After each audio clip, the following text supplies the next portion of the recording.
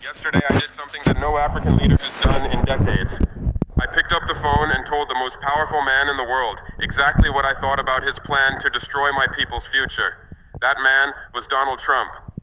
And what I told him? It's about to change everything you think you know about how small nations deal with superpowers.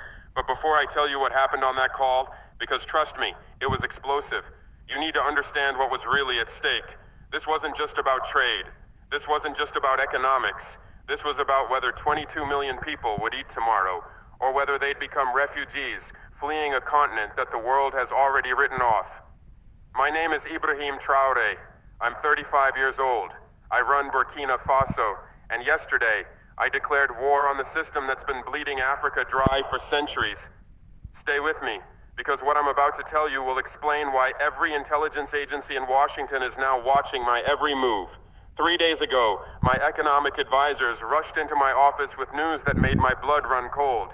The United States was about to impose a 30% tariff on everything we export to America. Not 5%, not 10%, 30%. To put that in perspective, that's not a trade adjustment. That's economic execution. But here's what really got to me.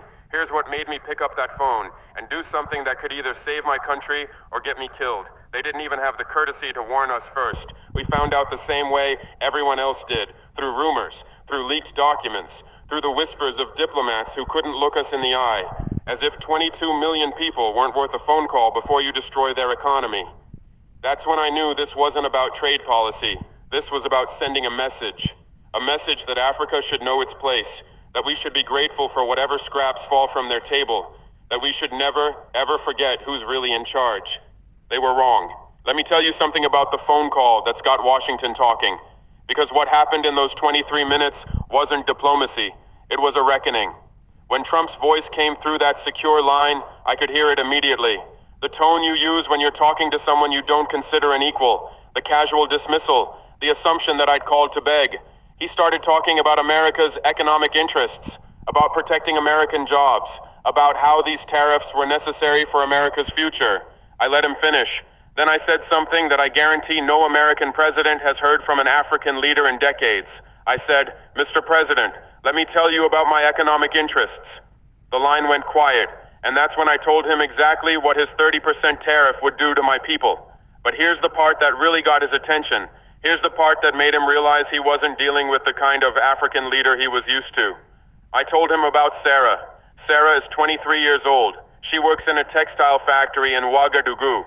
She supports her mother, her 2 younger brothers, and her own infant daughter on the wages she makes sewing clothes that get shipped to American stores. When Trump's tariff hits, Sarah doesn't just lose her job, she loses everything. Her family goes hungry. Her daughter stops getting the medication she needs. Her brothers drop out of school to try to find work that doesn't exist. And Sarah becomes one of the millions of young Africans who start looking north, toward Libya, toward the Mediterranean, toward the boats that sometimes make it to Europe and sometimes don't. That's what a 30% tariff looks like in human terms. That's what America first means when you're on the wrong side of it. I told Trump all of this, and then I told him something that made him very, very quiet.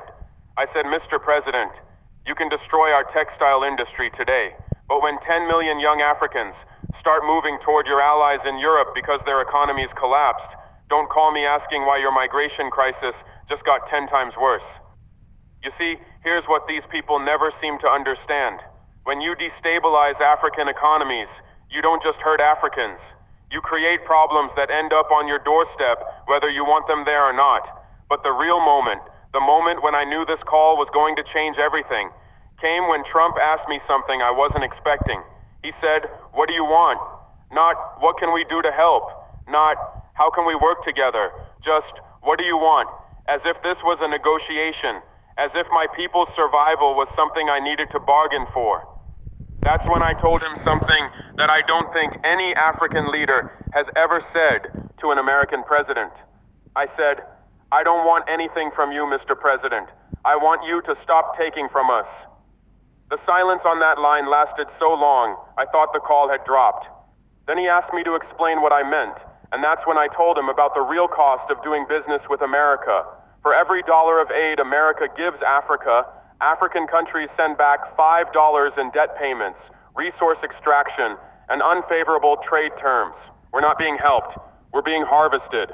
The African Growth and Opportunity Act, AGOA, that everyone talks about like it's some great gift to Africa. It's designed to keep us exactly where we are. Suppliers of raw materials, buyers of finished goods, never competitors, never equals. But here's what really shocked him.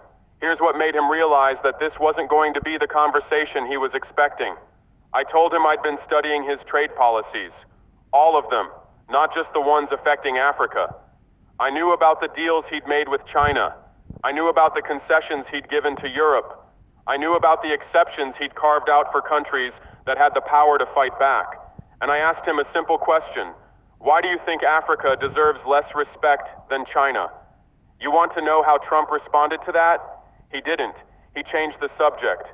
Started talking about security cooperation, about counterterrorism, about how America helps keep Africa stable. That's when I told him something that really got his attention. I said, Mr. President, you want to talk about security? Let me tell you what real insecurity looks like. See, here's what they don't understand in Washington. The biggest security threat to Africa isn't terrorism, it's economic desperation. When young people can't find work, they don't just disappear, they join whatever organization promises them a future. Sometimes that's terrorist groups. Sometimes it's criminal networks. Sometimes it's migration routes that end in tragedy. But all of these problems start with the same thing, an economy that can't provide for its people. So when America imposes tariffs that destroy African jobs, they're not just hurting our economy.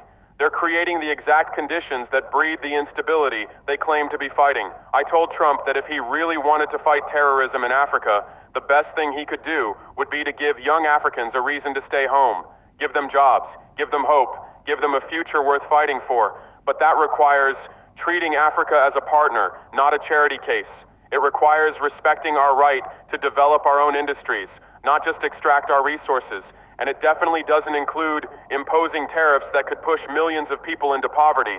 That's when the conversation took a turn I wasn't expecting. Trump started asking questions, real questions, about our economy, about our industries, about what we actually needed to succeed. For the first time in the conversation, he sounded like he was listening instead of just waiting for his turn to talk. I told him about the cotton farmers in our central regions, families who've been growing cotton for generations, but who've never been allowed to process it themselves. We ship raw cotton to America, and you sell us back the clothes. I told him about our gold mines, some of the richest deposits in the world, but controlled by foreign companies that take the gold and leave us with holes in the ground. I told him about our young people, the most educated generation in our history, but forced to migrate to Europe because there are no opportunities at home. And I told him the truth that no one in Washington wants to hear. Africa doesn't need charity. We need fairness. We need the right to add value to our own resources. We need trade agreements that benefit both sides, not just one. We need to be treated like partners, not like problems to be managed. That's when Trump said something that surprised me. He said, "What would a fair deal look like?" I wasn't ready for that question.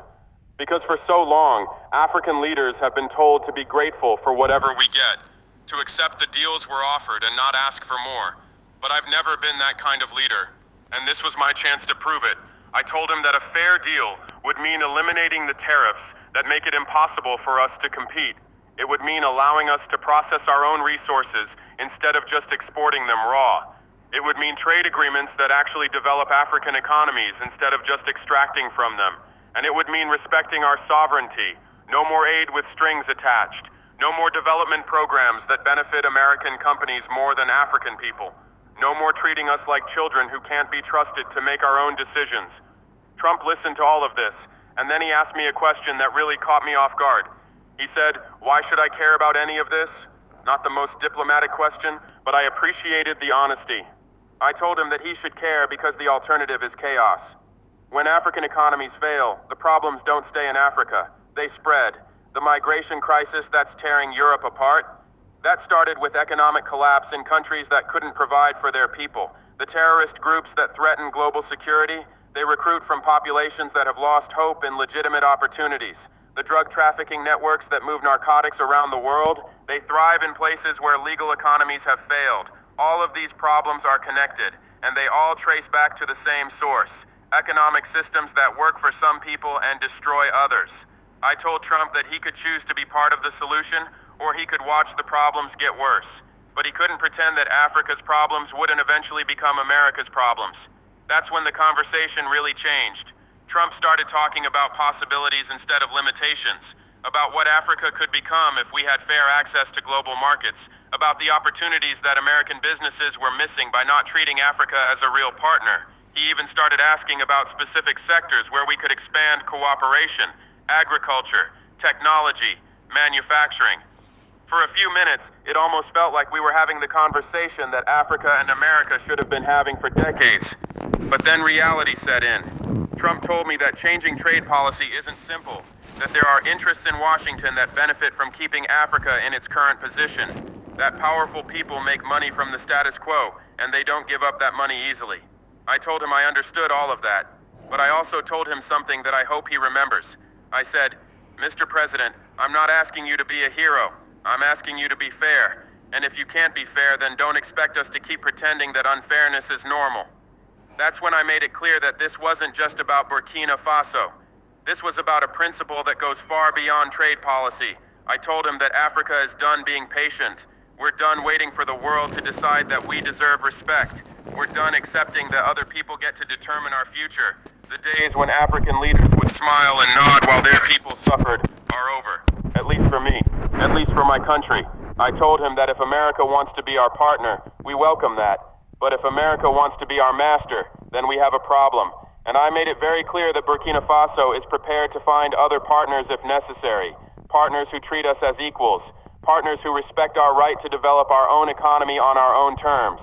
That's when Trump asked me the question that really showed he was starting to understand what this conversation was really about. He said, "What happens if we can't find a solution?" I told him the truth. If America goes ahead with these tariffs, we'll survive. It won't be easy, but we'll survive.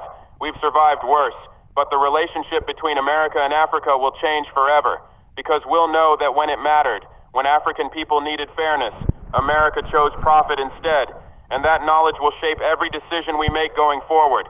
Every trade agreement, every security cooperation, every diplomatic initiative. Africa will remember who stood with us when we needed partners and who treated us like disposable assets. I told Trump that this moment was bigger than trade policy.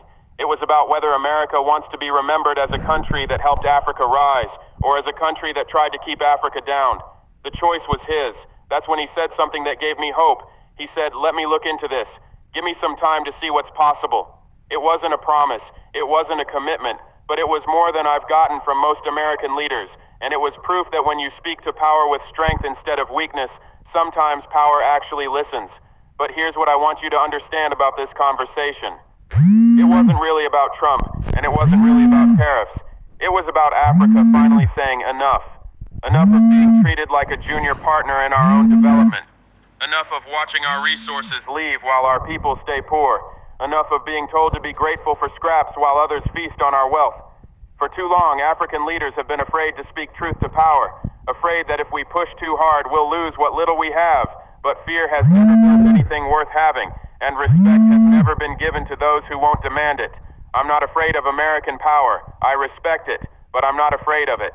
Because I know something that I think America sometimes forgets. Power without legitimacy is just force, and force without consent eventually fails.